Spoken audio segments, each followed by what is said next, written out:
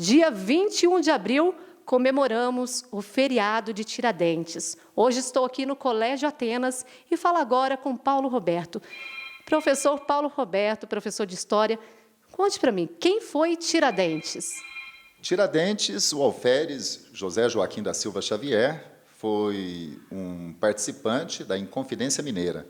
A Inconfidência Mineira foi um movimento ocorrido no final do século XVIII, aqui em Minas Gerais, hoje mais propriamente até chamado de Conjuração Mineira, né? Porque Inconfidência quer dizer deslealdade, infidelidade, e era um movimento que lutava, ou que planejou, melhor dizendo, uma luta contra a coroa portuguesa para tornar Minas Gerais um país independente, não o Brasil, Minas Gerais um país independente.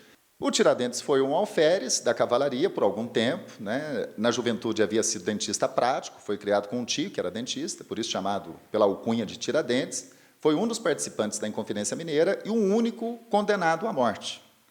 Em 21 de abril de 1792, ele foi morto no Rio de Janeiro, enforcado, esquartejado e teve as partes do seu corpo espalhado pela estrada que ligava o Rio a Ouro Preto. A cabeça ficou em Ouro Preto, exposta por uma noite. Na primeira noite em que ficou exposta, alguém foi lá e furtou a cabeça, né, por não concordar com a desonra daquele que era visto por alguns poucos, naquele momento, como um mártir, como um herói das Minas do Ouro.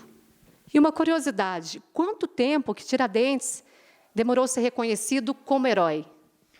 Olha, quando o Brasil ficou independente de Portugal, em 7 de setembro de 1822, pelas mãos de Dom Pedro I, o nome de Tiradentes nem era pronunciado no país. Ele foi condenado à morte pela Dona Maria I, mãe de Dom João VI, avó de Dom Pedro, bisavó de Dom Pedro II, e durante todo o Império do Brasil o nome de Tiradentes ficou praticamente desconhecido da população do país.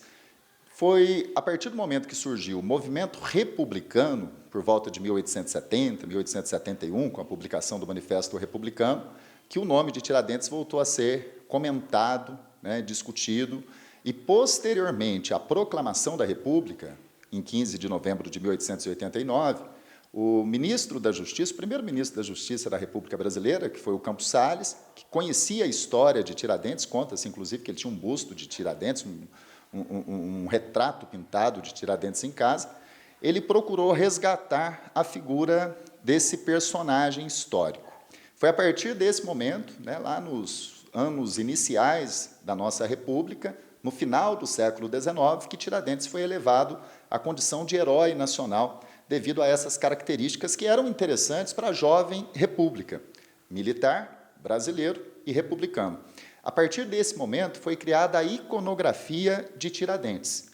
Tiradentes, com toda certeza, não foi condenado daquela forma como aparece no quadro do Pedro Américo, por exemplo, ou em outras obras de arte do período posteriores ali aos anos finais do século XIX. Provavelmente ele estava sem barba, ele tinha tido todos os cabelos raspados, mas a iconografia de Tiradentes foi feita daquela forma, com cabelos longos, com barba, justamente para se parecer com Jesus, para ficar mais fácil para a população identificar naquele personagem um herói. Se fosse um sujeito fardado, porque ele foi militar, né, se ele fosse representado fardado, não teria esse vínculo tão facilmente com a população. A partir do momento que se cria uma imagem de Tiradentes parecido com Jesus, é mais fácil para as pessoas identificarem nele o herói. O José Murilo de Carvalho, inclusive, o autor da Formação das Almas, né, que conta sobre o início, o imaginário, a formação do imaginário republicano brasileiro, chega a chamá-lo de Jesus cívico.